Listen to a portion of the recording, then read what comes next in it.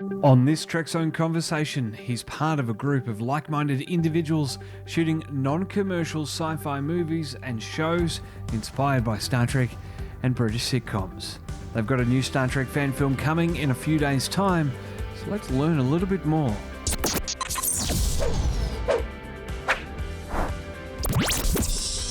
This is a Trekzone conversation. Radek, welcome to Trekzone. Thanks for beaming in. Where did this fan film adventure begin for you and the FS film team? Yeah, we started, really long time, not as a FS film. It's like even more than 10 years ago as more theater or like amateur theater. And after that, we a little bit transformed more to fun film production. Now we call ourselves FS Film, as you mentioned. And I think like the biggest start was when we decided to build a small set of like Star Trek ship, which was like 2014.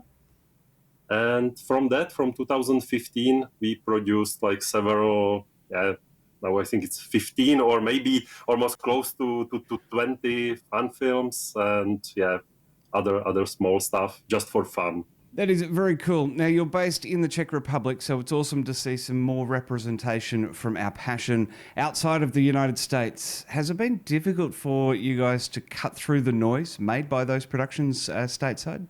I think it was more like inspiration from US, because we said, hey, it's possible.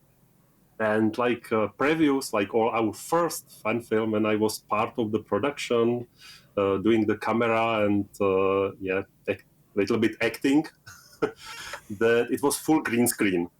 And after like 5 years of post-production, doing all the edits, 3Ds and everything, we decided to build a set.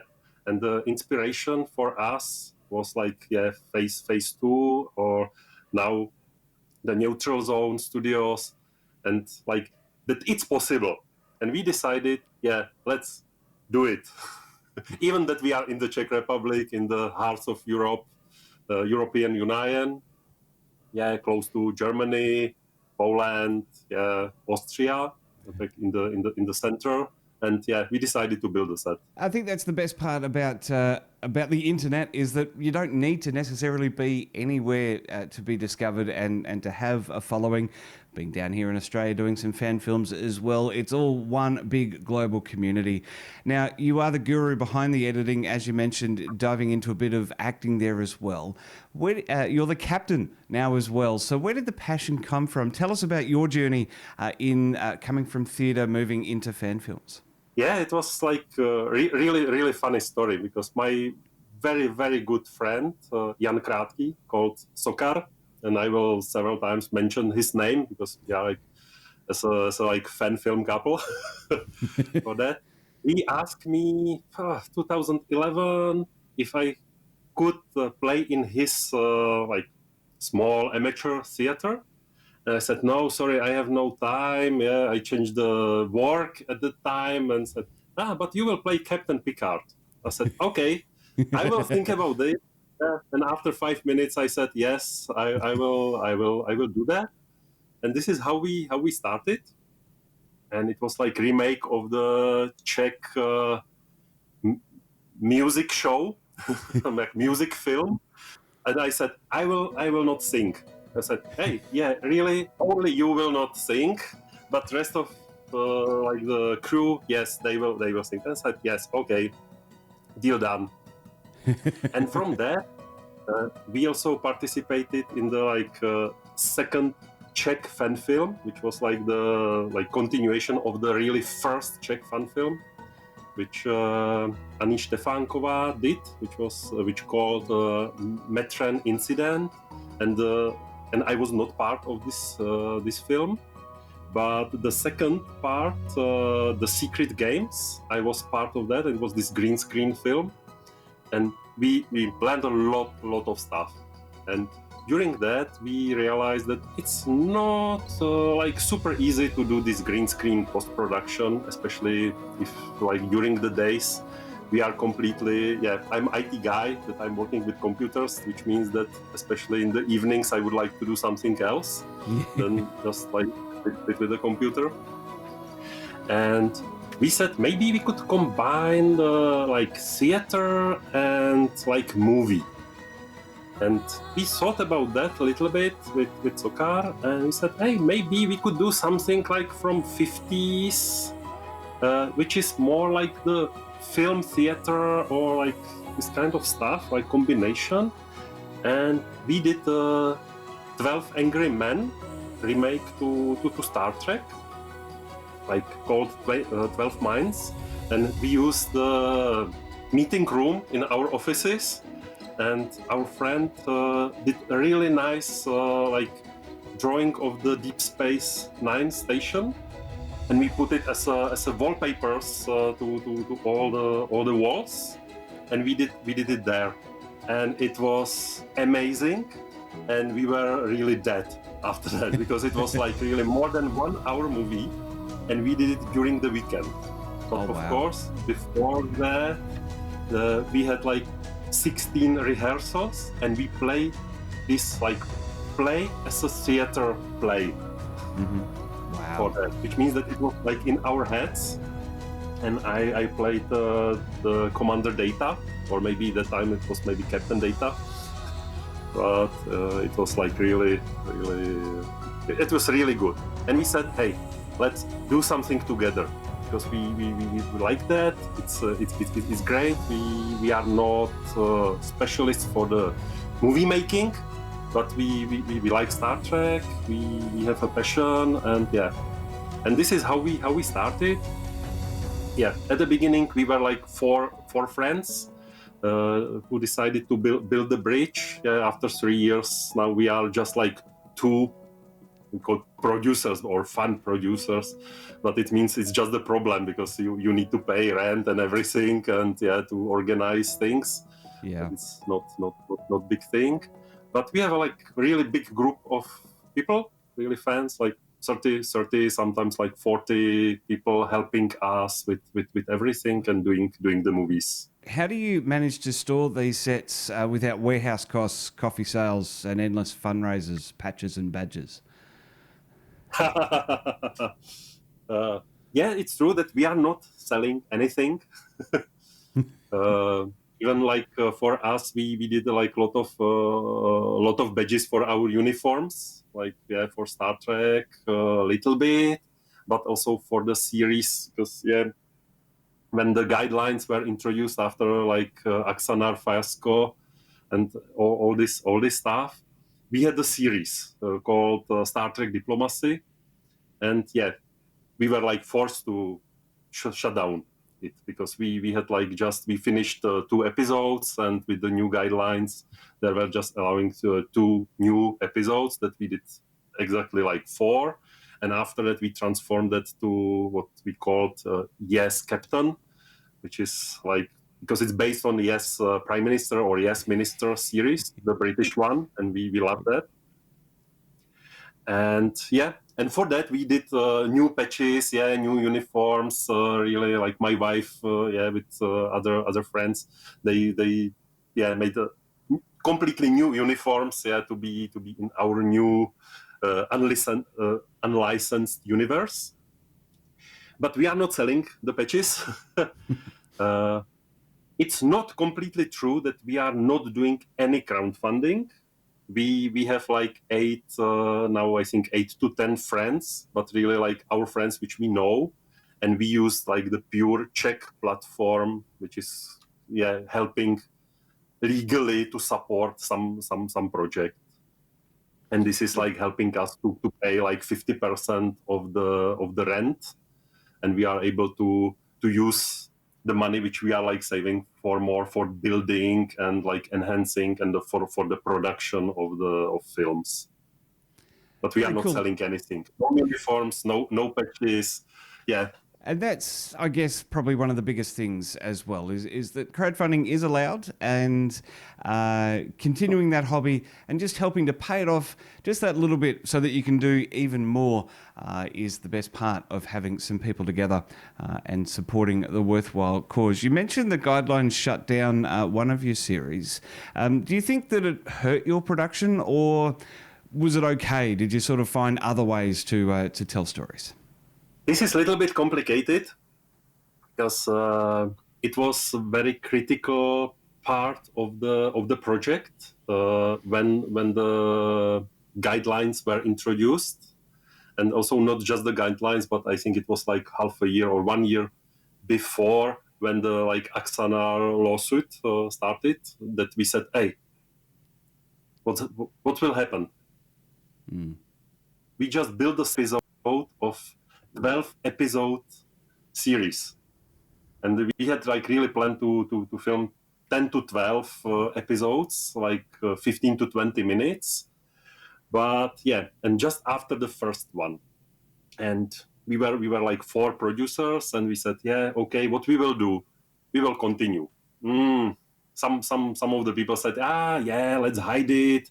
You are in the Czech Republic, it's somewhere. I said, hey, we are in European Union. There is also some like law here. And of course, the big production studios, they have some lawyers here because they are like, yeah, have movies here. We are not like far east or some, like Russia or somewhere. We are European Union. I said, okay, let's maybe we write some letter. I said, doesn't make sense, because if they introduce the guidelines, they will force it. Now, it's no way that we will get some exception, something like that. And we started to disagree as a team, and we said, okay, let's finish with these 2 new episodes, cancel the series, and start the new one without Star Trek to finish the story. And we are continuing and finishing the story. We just, at the end of the year, we shot the last episode, like to close the Yes Captain, with around 10 episodes for Star Trek, 6 non-Star Trek. And we moved to the Star Trek short films, really this 15 minutes, or with potentially even like twice 15 minutes, that it's like possible. And we have a lot of stories. This is great that Sokar is able to write these things, and after that to direct things, which means that he has a like stockpile of the scripts also in his head, that we have like always something to shoot. And we are able to be within the guidelines. But at the time of the issue, we were like at the beginning scared, after that angry, and also it's like trigger the split of our team, like the core team, because it was like too complicated. And these, I will just mention that like these 2 colleagues which are not part of our production, they are even like cooperating with the production, like Alec Peters, which is exactly against like what we would like to do and what we would like to achieve, that we don't want to touch this complicated topic at all, and focus to bring new films, new Star Trek, to enjoy the sci-fi and Star Trek. And Well, you released 2 fan films last year, one in 2020. How did the pandemic affect production? Yes, it had at the beginning like very big impact to us, because we had to postpone just already planned slots, and because we are doing it as a friends, and we have families and everything, just to coordinate like the group of 15-20 people. It's a little bit complicated. You need to book things ahead. Yep. But we had to postpone it. And what is the funniest thing, that one of this postponed fan film was, which we are releasing like in 2-3 weeks, this 19th of February, that we had to like really postpone it, and it was yes, no, based on the curves of the pandemic and everything, and also sickness.